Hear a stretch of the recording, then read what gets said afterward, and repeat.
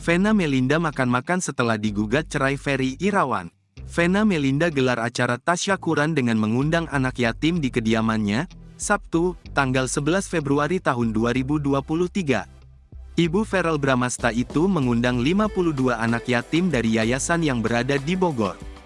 Vena mengaku di tengah permasalahan yang ia hadapi mulai dari mendapat tindak KDRT hingga digugat suaminya, Ferry Irawan, doa anak yatim dapat meringankan bebannya. Lebih lanjut, Vena menuturkan bahwa kedepannya banyak yang harus ia perjuangkan seperti mengikuti proses sidang tindak KDRT hingga proses perceraian. Dengan itu, ia membutuhkan doa dari anak-anak yatim.